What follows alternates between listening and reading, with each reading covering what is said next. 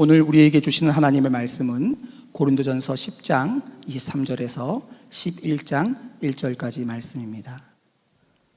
모든 것이 다 허용된다고 사람들은 말하지만 모든 것이 다 유익한 것은 아닙니다.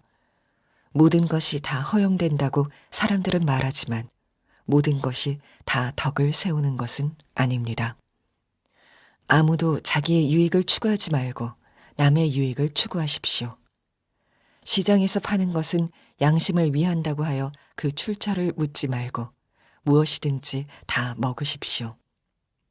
땅과 거기에 가득 찬 것들이 다 주님의 것이기 때문입니다. 불신자들 가운데서 누가 여러분을 초대하여 거기에 가고 싶으면 여러분 앞에 차려놓은 것은 무엇이나 양심을 위한다고 하여 묻지 말고 드십시오. 그러나 어떤 사람이 이것은 제사에 올린 음식입니다 하고 여러분에게 말해주거든 그렇게 알려준 사람과 그 양심을 위해서 먹지 마십시오. 내가 여기에서 양심이라고 말하는 것은 내 양심이 아니라 다른 사람의 양심입니다. 어찌하여 내 자유가 남의 양심의 비판을 받아야 하겠습니까? 내가 감사하는 마음으로 참여하면 내가 감사하는 그 음식 때문에 비방을 받을 까닭이 어디에 있습니까? 그러므로 여러분은 먹든지 마시든지 무슨 일을 하든지 모든 것을 하나님의 영광을 위하여 하십시오. 여러분은 유대 사람에게도 그리스 사람에게도 하나님의 교회에도 걸림돌이 되지 마십시오. 나도 모든 일을 모든 사람의 마음에 들게 하려고 애씁니다. 그것은 내가 내 이로움을 구하지 않고 많은 사람의 이로움을 추구하여 그들이 구원을 받게 하려는 것입니다. 내가 그리스도를 본받은 사람인 것과 같이 여러분은 나를 본받는 사람이 되십시오. 오늘 주님이 우리에게 주시는 말씀의 핵심은 하나님의 영광을 위해서 살라는 것입니다. 31절 말씀에 사도 바울이 말씀합니다. 그러므로 여러분은 먹든지 마시든지 무슨 일을 하든지 모든 것을 하나님의 영광을 위하여 하십시오. 하나님의 영광을 위해서 살라는 말씀은 너무나 당연하고 우리 모두가 다 옳은 말씀이라고 다 인정하는 내용입니다. 그래서 어쩌면 좀 진부하게 느껴질 그런 내용이기도 합니다. 그렇지만 대단히 중요합니다. 우리에게 있어서 심각할 정도로 중요합니다. 우리가 예수를 믿고도 우리의 삶에 여러 가지 문제가 많이 생기는 이유는 우리가 모든 것을 하나님의 영광을 위해서 하지 않기 때문에 그렇습니다. 여러분, 한번 여러분 자신의 삶을 한번 돌아보시기 바랍니다. 우리가 어려운 때를 만나서 이 어려움을 극복해 보려고 얼마나 노력합니까? 정말 열심히 살지 않아요? 그런데 모든 것을 하나님의 영광을 위해서 살기로 그렇게 신경 쓰고 기도하고 사십니까? 안타깝게도 많은 그리스도인들이 하나님의 영광을 위해서 살아야 된다는 생각 자체를 잊어버리고 삽니다. 또 안타깝게도 하나님의 영광에 대하여 굉장한 오해가 있습니다. 그래서 하나님의 영광을 위해서 산다고 하면서도 실제로는 하나님의 영광을 가리는 일이 많이 생깁니다. 제가 교육 목사로서 우리 아이들, 학생들을 지도할 때 1년 중에서 가장 어려웠던 때가 언제냐면 대학 입시철이 끝날 때입니다. 고3 학생들 또 재수생들, 입시생들이 대학 입시철이 끝나면 교회 안 나오는 아이들이 굉장히 많아집니다. 불합격한, 대학 입시에서 불합격한 아이들입니다. 그 아이들은 스스로 하나님의 영광을 가렸다고 생각합니다. 내가 예수 믿는 사람으로서 대학 정도는 너끈히 합격을 해야 될 텐데 불합격한 바람에 하나님의 체면을 깎았다. 그렇게 생각을 하는 겁니다. 또 어떤 아이들은 하나님이 진짜 살아계시고 하나님이 복을 주시고 사랑하신다면 왜 내가 대학에 합격하도록 해주지 않으시나? 그래서 신앙의 좌절과 시험에 빠져 교회를 안 나오는 친구들이 상당히 많아지는 겁니다. 입시생들뿐만 아니고 제가 군목으로 있을 때 우리 군인 가족들도 진급철만 되면 똑같은 홍역을 앓습니다. 우리 예수를 믿는 기독교인 우리 군인 가족들 또 간부들 진급에서 누락이 되면 그러면 하나님의 체면을 자기가 손상시켰다고 그런 영적인 좌절에 빠집니다. 또는 왜 하나님이 예수 믿는 나를 진급에 누락시켜 그렇게 어려움을 겪게 하나? 하나님에 대한 원망으로 인해서 시험에 빠지는 사람도 생깁니다. 사업을 하는 사람들, 직장생활 하는 사람들 다 똑같은 문제에 빠져 있습니다. 여러분, 우리가 하나님의 체면을 세워드려야 된다고 생각하는 것, 이거 불가능한 일입니다. 도대체 우리가 어떻게 그 일을 할 수 있겠어요? 그러니 예수 믿는 것도 굉장히 무거운 짐처럼 느껴지는 겁니다. 내가 예수를 믿으니 모든 게 다 잘 돼야 된다는 강박관념에 사로잡혀져 있는 겁니다. 또 하나님이 나를 사랑하는 증거를 내가 부자가 되고 사업이 성공하고 또는 시험에 합격하고 또는 진급하고 이걸 증거로 삼으려고 하는 분들이 있습니다. 이런 걸 율법주의자라고 말하는 겁니다. 교회 다니면서도 예수를 믿으면서도 왜 그렇게 돈하느냐? 왜 사람들 앞에 다 잘되기만을 보여주려고 하느냐? 이유는 하나님이 나를 사랑하신다는 것을 그것을 통해서 증명하려고 하기 때문에 하나님이 나를 사랑하셔.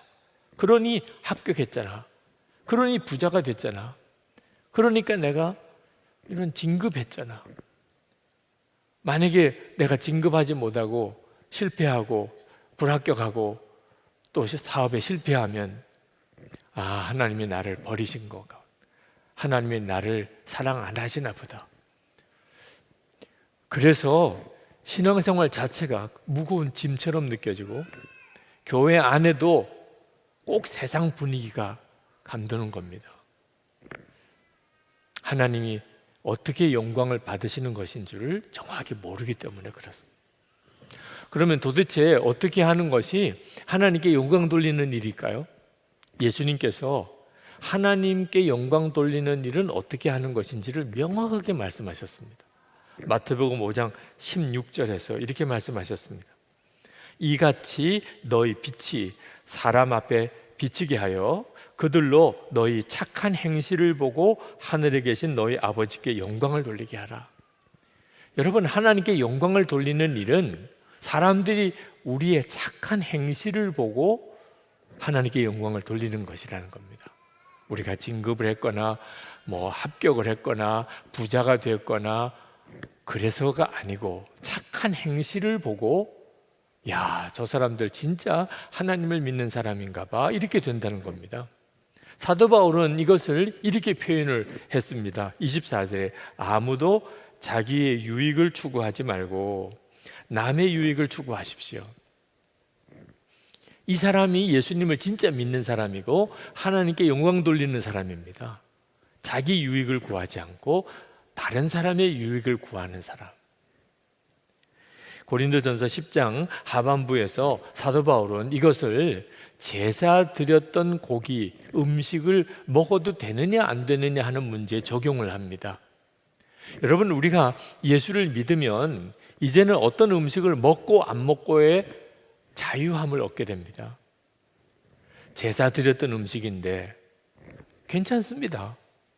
여러분, 귀신에게 바쳐진 제물이라고 궁극적으로 하나님의 것이 아닙니까? 이 세상에는 모든 것이 다 하나님의 것입니다. 그러니까 하나님께 감사하고 먹으면 아무 상관없습니다. 어떤 음식은 귀신에 속한 것이고 어떤 음식은 하나님에 속한 것 아닙니다. 이것이 바로 예수를 믿음으로 우리에게 주어지는 놀라운 자유입니다. 그런데 문제는 어떤 사람이 귀신에게 바쳐진 음식은 거기에 귀신이 씌었을 거야. 이 음식은 귀신의 것이야. 이렇게 생각하는 사람이 있는 경우가 문제가 됩니다. 여기에 영적인 교만이 있는 사람과 진짜 하나님의 영광을 위해 사는 사람이 갈라지게 됩니다. 영적인 교만이 있는 사람은 우선순위가 자기가 가지고 있는 지식입니다. 아무 문제가 없어. 귀신에게 바쳤다고 제사 드리는 음식이라고 뭐 하나님의 것 아니야. 먹어도 상관없어. 이런 사람은 영적인 교만이 있는 사람. 근데 하나님의 영광을 위한 사람은 이것 때문에 이 음식은 귀신에게 속한 거야 라고 생각하는 사람 양심이 시험을 받을 수가 있겠구나. 그러면 안 먹어야 되겠다. 얼마든지 그 고기 먹을 수 있지만 그 양심이 약한 사람, 믿음이 약한 사람 때문에 나는 그 음식 안 먹겠습니다. 이런 사람은 하나님의 영광을 위해서 사는 사람이라는 겁니다.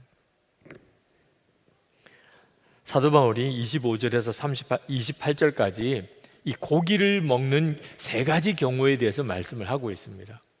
시장에 가서 고기를 사서 먹을 경우에 그 고린도시의 시장에 나오는 고기는 하나는 그냥 고기를 팔려고 그런 가축을 잡아서 시장에 내놓은 고기도 있고, 또 하나는 신전에 바쳤던 고기가 시장에 나와서 판매가 되는 경우가 있었습니다. 그런데 그 고기를 살 때 이 고기가 어떤 고기요, 어디서 온 고기요 묻지 말고 그냥 이거 얼마입니까 해서 자기가 원하는 고기를 사서 그냥 먹으면 상관이 없다는 거예요.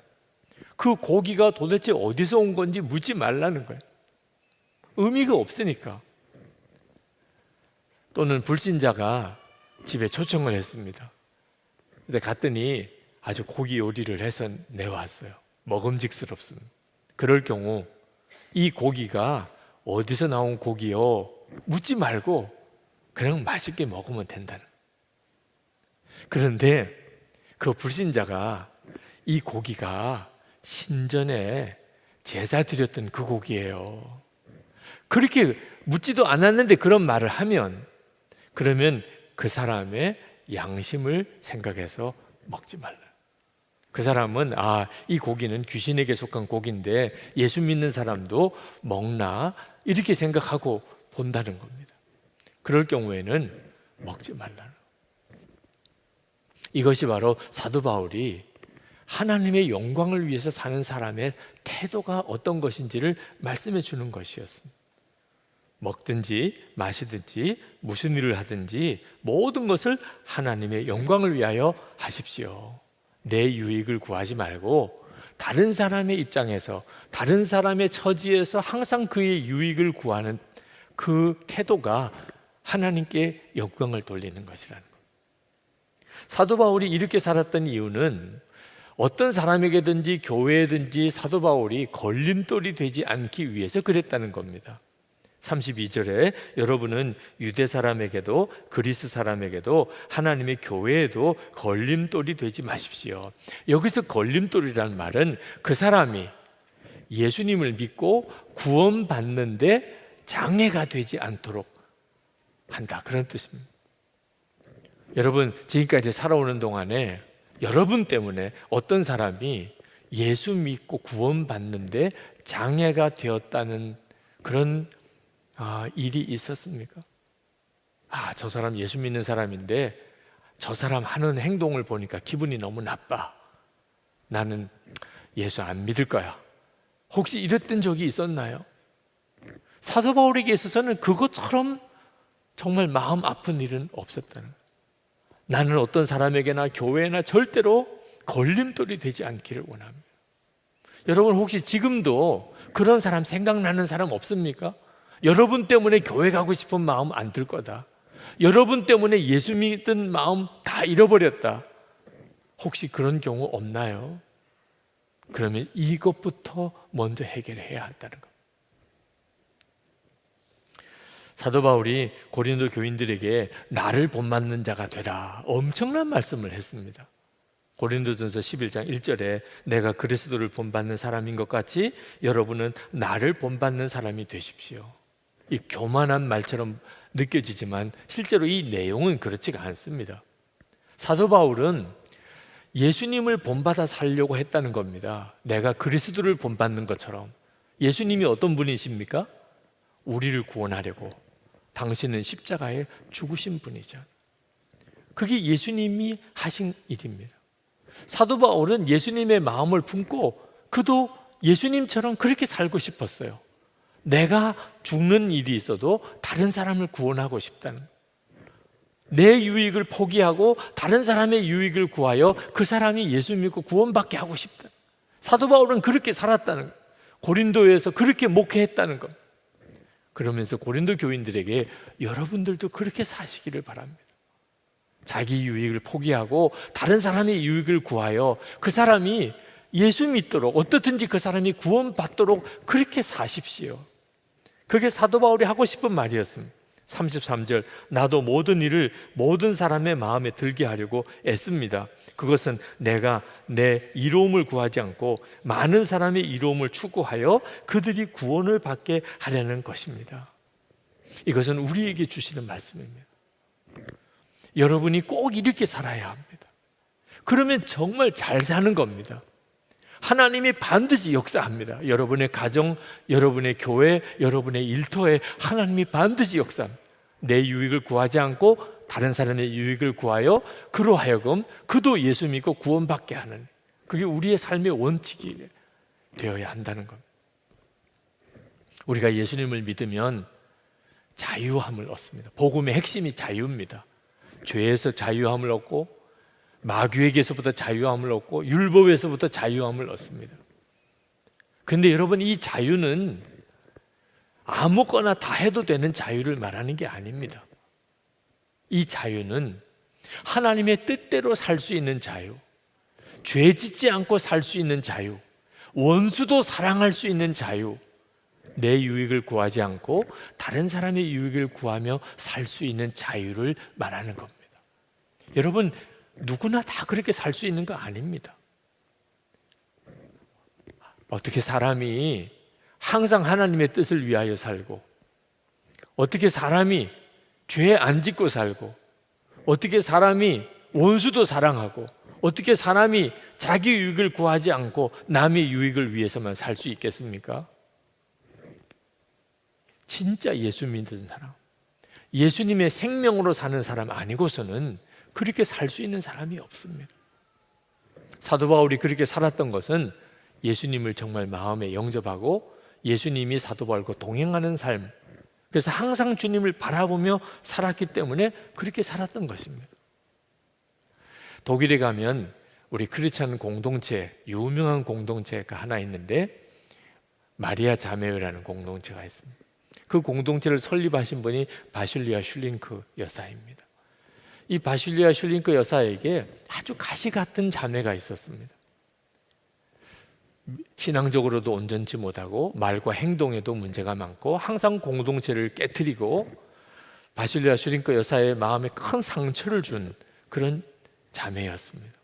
그 자매를 바로잡아 보려고 아무리 애를 써도 불가능한 일 같았습니다. 그 자매와 관계가 바로 될 수가 도무지 없었어요. 그래서 포기해 버렸습니다. 이 자매는 도무지 구제불능이구나. 그러나 여러분도 다 경험으로 아시겠지만 우리에게 이처럼 관계가 깨어진 사람이 생기면 고통스러움이 옵니다. 그게 너무너무 고통스러워서 하나님께 그 자매를 고쳐달라고, 바로 잡아달라고 간절히 기도를 했는데 깜짝 놀라는 거죠.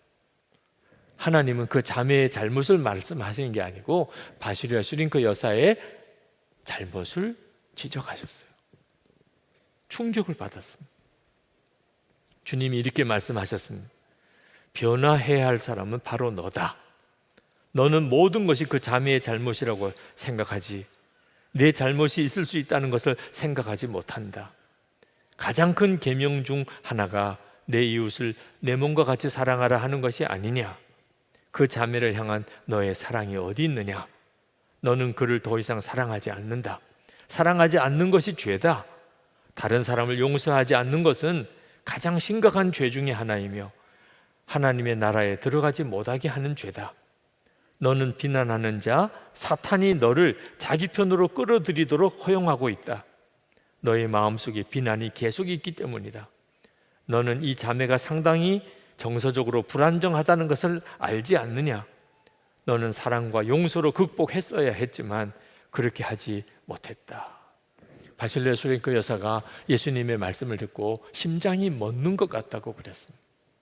주님은 계속 말씀하셨어요. 이제 용서하지 않는 엄청난 죄악과 원통함을 회개할 수 있도록 기도하라. 내가 회개로 불타오를 때 내 피로 사함을 받을 것이다. 나의 피가 너를 깨끗하게 함과 동시에 너의 굳어진 마음은 부드러워질 것이며 원통한 대신 사랑이 흘러나올 것이다. 바실레 수랭크 여사는 그 주님의 말씀에 순종해서 하나님 앞에 이 애통한 마음을 주시기를 기도합니다. 주님의 말씀을 들은 날 이후로 깊은 회개를 위해 기도했습니다. 몇 달 동안 아침마다 20분을 따로 떼어 통회하는 마음을 구했습니다. 그리고 주님께서는 통회함을 허락하셨습니다. 주님의 말씀대로 참회는 불쌍한 죄인인 나를 그 어느 때보다도 더 예수님께로 가까이 이끌어 주었고, 주님께서 나를 통해 새 일을 행하시는 것을 경험할 수 있었습니다. 내 삶을 그토록 힘들게 만들었던 그 사람을 향한 긍휼한 사랑을 부어 주신 것입니다. 바실레 슈링크 여사의 마음에, 그 자매를 향한 마음이 확 바뀌어 버렸어요. 그러면 된 거죠, 뭐. 그죠? 그런데 얼마 지나지 않아서 그 자매가 바실레 슈링크 여사에게 또 막 극심한 분노를 쏟아놓는 일이 일어났습니다. 그녀가 나에게 분노의 말을 쏟아놓았을 때 우리가 서 있던 장소를 아직도 기억합니다. 그때 나 자신도 놀랍게 느껴질 정도로 화가 나기보다 내 안에 긍휼과 자비로운 사랑이 솟아나는 것을 느꼈습니다. 내가 그녀를 끌어안고 입을 맞추자 그녀는 놀란 눈으로 나를 바라보았습니다. 그날 이후로 어떤 변화가 일어났습니다. 우리의 관계는 더 이상 치료할 수 없는 것이 아니었습니다. 사랑으로 하나 될 수 있다는 희망이 일어났습니다. 이전에는 오직 그 자매가 무엇을 한 것과 그가 내게 잘못한 것만 보였는데 갑자기 나의 잘못을 보게 되었고 내가 죄인인 것을 깨달으면서 그녀에게 용서를 구할 수 있었습니다. 진심으로 그렇게 해야 한다는 느낌이 생겼고 이것이 그녀의 마음을 열게 했습니다. 시간이 지나면서 우리의 관계는 점점 더 좋아졌고 그녀도 완전히 변했습니다. 여러분, 이 바실레가 슈링크 여사의 이 고백과 간증을 들으면서 여러분의 마음속에 어떤 느낌이 있을 거예요? 이 고백과 간증을 통해서 여러분에게 어떤 감동이 느껴졌을 거예요. 그게 뭐지요? 그게 바로 하나님의 영광이 드러나는 거죠. 주님이 하셨구나. 그죠? 이건 주님만이 하실 수 있는 일이야. 그게 깨달아지는 순간에 은혜가 오고 감동이 일어나는 것입니다. 이렇게 하나님의 영광이 드러나는 것입니다. 그러나 아무리 감동적이라도 이거는 억지로 우리가 만들어낼 수가 없는 거예요. 노력해서 이런 역사가 일어나지 않습니다. 이 일은 오직 한 경우에만 일어나요. 정말 예수님을 만난 경우입니다. 주님을 바라보는 눈이 뜨인 경우예요. 주님이 함께 계시는 것이 바라보아지면 그러면 우리는 어떤 사람에게도 주님께 하듯이 하게 됩니다. 그 사람이 아무리 나쁜 사람이라 나에게 아무리 원수같이 했다 하더라도 그를 주님께 하듯이 대하게 돼요. 에베소서 6장 7절에 기쁜 마음으로 섬기기를 죽게 하듯 하고 사람들에게 하듯 하지 말라. 여러분, 오늘 저녁에 가족들과 함께 식사를 할 수 있을 겁니다. 여러분, 내일 또 출근해야 될 것이에요. 혹시 어떤 분들은 오늘 오후에 운동을 할 수도 있겠지요. 여러분, 어떤 일을 하든지 간에 항상 명심해야 될 것은 하나님의 영광을 위해서 해야 된다. 이걸 잊어버리면 안 돼요. 하나님의 영광을 위해서 내가 해야 된다. 무엇을 하든지 누구를 대하든지 하나님의 영광을 위해서 해야 된다. 그러니까 하나님의 영광을 위해서 한다는 게 어떻게 하는 거죠? 내 유익을 구하지 않고 다른 사람의 유익을 구하는 것입니다. 저는 제가 목사로서 하나님의 영광을 가로채는 사람이 될까봐 그 점이 가장 두렵습니다. 한때는 저는 목사님은 성품이 너무 좋아요. 목사님은 목회를 참 잘하시네요. 목사님은 설교를 정말 잘하시네요. 그런 말을 듣는 것을 은근히 좋아했었어요. 근데 그것이 지금은 너무나 두렵습니다. 왜냐하면 그 말은 제가 나도 모르게 예수님을 가로막고 있다는 뜻이고, 사람들에게 저를 주목하게 하고 예수님을 제가 가로막고 있는 존재라는 뜻이니까 그런 말이 이제는 칭찬이 아니고 두려운 말이 됩니다. 제가 듣고 싶은 말이 있기는 해요. 목사님은 정말 예수님을 바라보시는 분이군요. 그런 말은 듣고 싶어요.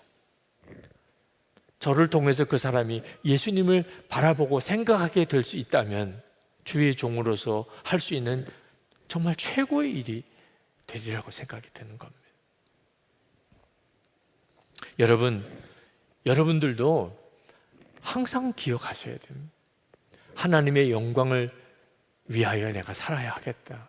그러려면 지금 현재 여러분의 위치가, 지위가, 능력이 어떠한지는 문제가 되지 않아요.